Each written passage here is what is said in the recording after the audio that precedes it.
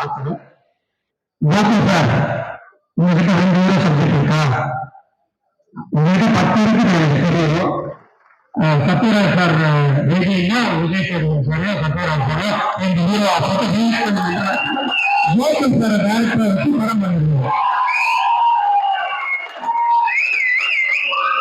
ஓகேவா sir? But Singapore படம் release வந்து 25th. அதுக்கு முன்னாடியே கோகுல் சாருடைய அடுத்த படம் ரெடி ஆகிட்டு இருக்கு, ரிலீஸ் இன்டர்நேஷனல்ல.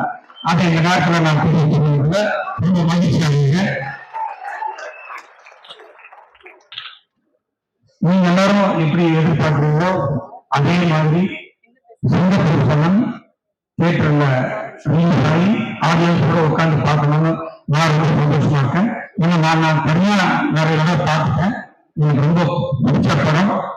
நான் எடுத்த படத்திலேயே இது எனக்கு ரொம்ப பிடிச்ச படம்னு நான் சொல்லலாம். இந்த படத்துல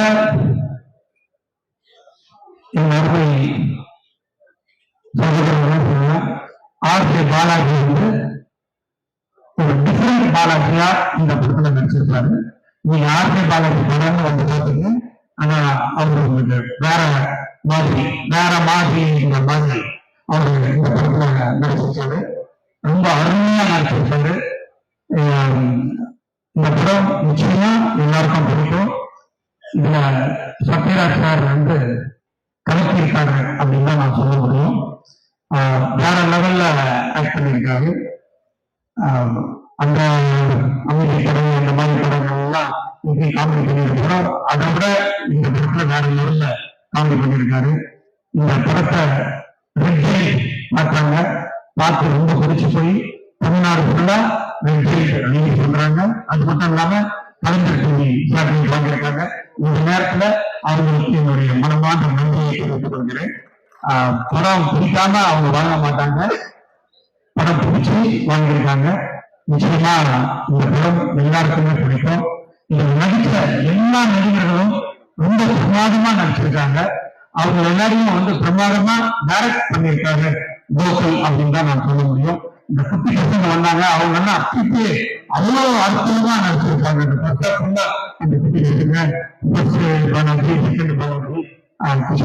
ரொம்ப நல்லா பண்ணியிருக்காங்க. நான் சார் ரொம்ப நல்லா நடிச்சிருக்காரு. 2 ஹீரோயின் இருக்காங்க படத்துல. அவங்க ஃபைட் யூஸ் ஆயிடுச்சு, அதனால வர முடியல. நீங்க கோகுல் சார் சொன்ன மாதிரி படத்துல நல்ல கலர்ஃபுல்லாக நிறைய இருக்காங்க. அதனால ஒரு ஜெயிச்சு சொல்றமா இருக்கிற மாதிரி நினைக்கிறாங்க. ஸோ எனக்கு வந்து ஒரு எல்கேஜி எப்படி இருந்ததோ, ஒரு கோமாளி எப்படி இருந்ததோ, மூக்கு சாமி எப்படி இருந்ததோ, அதை விட பிரமாதமா சிங்கப்பூர் அமைய போகுது அப்படின்றதுல எனக்கு எந்த விதமான மாற்றமும் இல்லை. இது நிச்சயமா நீங்களும் அந்த படத்தை பார்த்துட்டு பாராட்டுறீங்க. இந்த விழாவுக்கு சிறப்பு இருக்கிறதாக வருகை தந்து பேசி வந்திருக்கிற என்னுடைய அருமை மாமா கீழாண்டு மற்றும் அம்மா கிரியேஷனுடைய அருமை நண்பர் சிவா, என்னுடைய அருமை தம்பி இயக்குனர் விஜய் மற்றும் இங்கே வருகை தந்திருக்கிற அனைவருக்கும் என்னுடைய மனமார்ந்த நன்றியை தெரிவித்து, இந்த பிரஸ் மீட்டுக்கு வந்திருக்கிற எல்லா பிரஸ் மீட்களுக்கும் மீடியா எல்லாருக்கும் என்னுடைய நன்றியை தெரிவித்து இந்த படம் வெற்றி பெற வாழ்த்துங்கள் என்று கூறி